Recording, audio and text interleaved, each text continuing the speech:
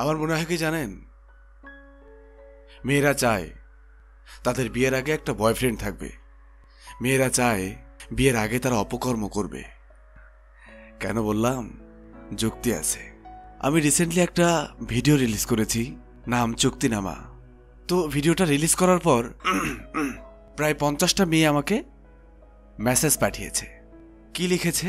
যে ভালোবাসা হয় বিশ্বাস দিয়ে, ভালোবাসা হয় মোহাব্বত বা যেটাই বলেন। আচ্ছা আপু, এই বিশ্বাস কি নষ্ট হয় না?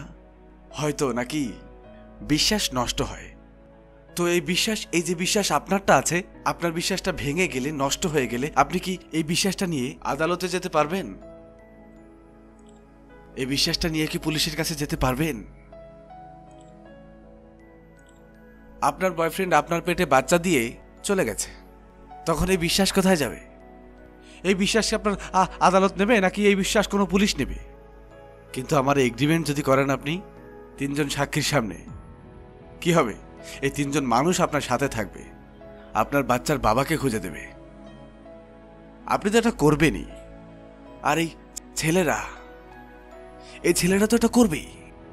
আপনি মেয়ে, আপনি কেন একটা এগ্রিমেন্টের মধ্যে যাবেন না?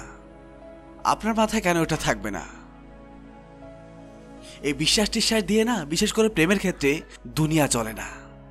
সো আমি আজকে একটু অ্যাংরি মুডে আছি, কারণ আমার এই মেসেজগুলো সহ্য হয়নি, ভালো লাগেনি আপনার কথা। তো আমার ডিক্লারেশন কিরকম জানেন? এরপর থেকে যদি চুক্তিনামা ছাড়া, কোনো অ্যাপ্রুভ ছাড়া, কোনো প্রমাণ ছাড়া কেউ ধর্ষিত হয়, যেমন প্রেম করেছে, 1 মাস আগে ধর্ষিত হয়েছে, 1 মাস পরে যে কমপ্লেন করে যে 1 মাস আগে আমার বয়ফ্রেন্ড আমাকে ধর্ষণ করেছে। What is this? এটা কোনো এভিডেন্স হলো? মানে এটা কোনো ধর্ষণ হলো? এরকম ধর্ষণের কেস যেন কোনো থানায় না নেয়। আমার ডিক্লারেশনটা হচ্ছে এরকম। আই থিঙ্ক এটা ভুলও হতে পারে, আবার সঠিকও হতে পারে, আমি বিতর্কিতও হতে পারি।